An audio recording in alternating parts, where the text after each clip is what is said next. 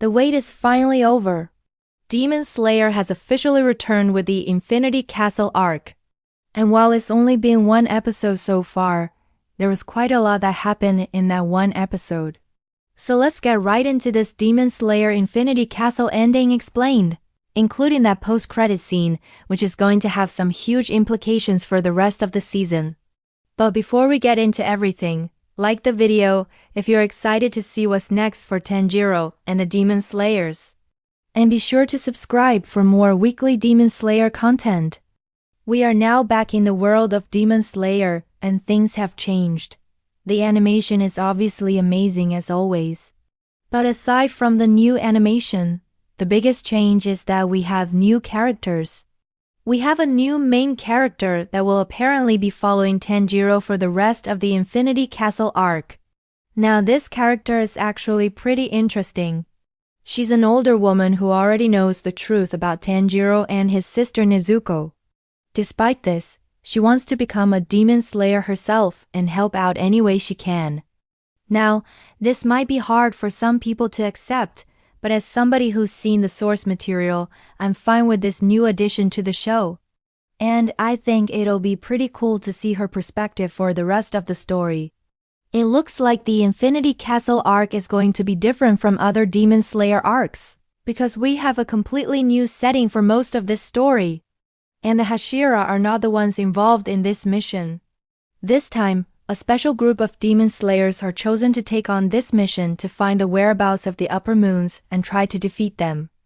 This group is led by Mitsuri Kanroji, also known as the Love Hashira. Now, even though they've left the Butterfly Mansion, I say that the Butterfly Mansion is still very much involved in the Infinity Castle arc. You see, the reason why they are leaving is to go after the Upper Moons is because Shinobu wanted someone else to take care of the injured and dying Demon Slayers when they come back.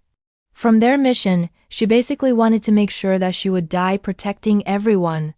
So she asked Aoi to take over her role as the one who heals the Demon Slayers. With Aoi being too scared to do that, Shinobu then asked Kanao to take over for her. So Kanao will basically be taking on the role of the leader of the Butterfly Mansion for the rest of the series, at least until Shinobu comes back. Also, remember how Shinobu said she wanted to become a demon to kill Muzan? Well, turns out that's exactly what she did. In the manga, we found out that Shinobu willingly drank a vial of Muzan's blood to become a demon herself. And at the end of the episode, we see that Shinobu is now a demon. And honestly, I was shocked when I saw this. But I'm really excited to see what's next for her. Even though we just got introduced to her in the Infinity Castle, Shinobu has actually been in Demon Slayer since the very first episode. If you remember, when Tanjiro first met Zenitsu, he was traveling with another young boy named Inosuke. They became friends after they defeated a boar demon together. But that boar demon wasn't just some random demon. It was actually Inosuke's mother, and she had turned Inosuke into a half-demon. Since then, Inosuke has been living with the Swordsmith village, where they raised him as their own son.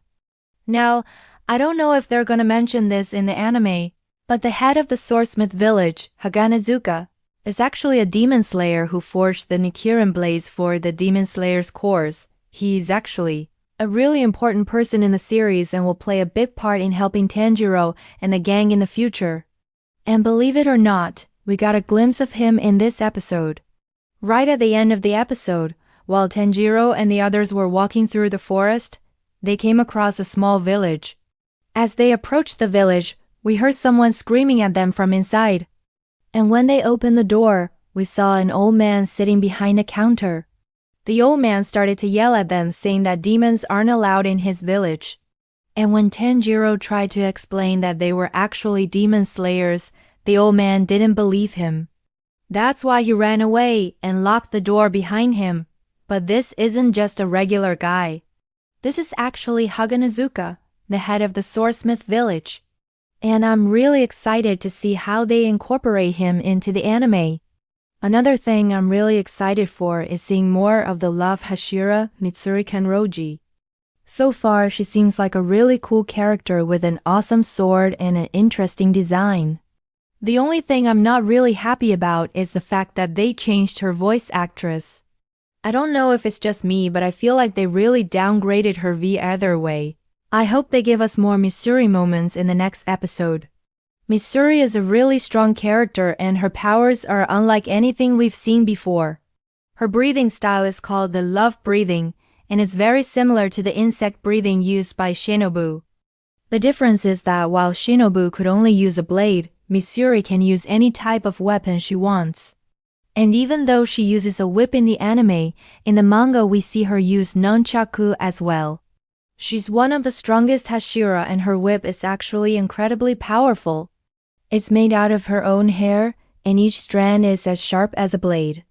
Now, along with being a great fighter, Missouri is also a very caring person.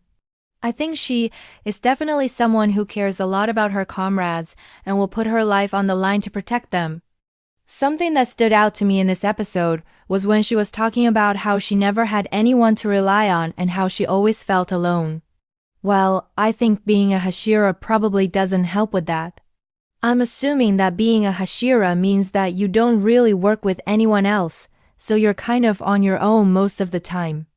I think Mitsuri was the perfect choice to lead this mission. Not only is she incredibly strong, but I feel like she's also someone who can bring everyone together and make them stronger. She's been through a lot of pain in the past, so I feel like she understands what everyone is going through, and she'll be able to connect with them on a personal level. And that's all I have to say for the main part of this video. But now it's time for the post-credit scene breakdown.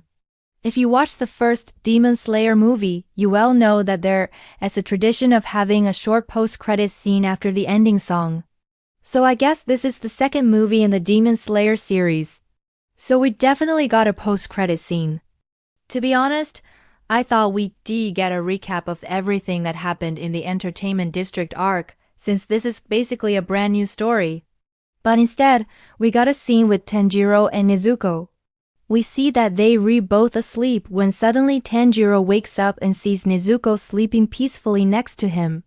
Tanjiro starts to think about how long it has been since he's seen Zenitsu and Inosuke and wonders if they were okay.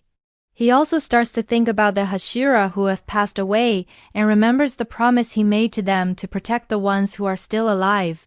Just as he's about to fall back asleep, he feels something strange and wakes up again. It seems like something is off. And when he gets up, he notices that Nezuko is nowhere to be seen.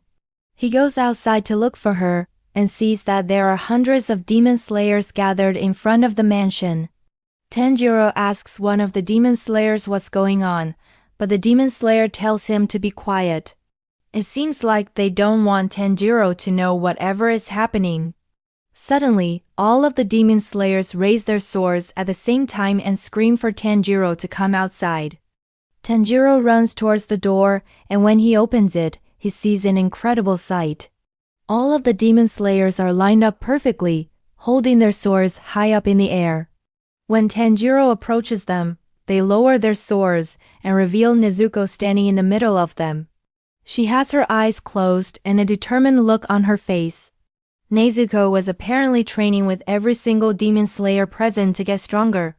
I mean, it is clear that she needs to get stronger if she's gonna be able to fight alongside Tanjiro in the future. I'm honestly shocked that Koyoharu Gatouge actually drew this panel in the manga.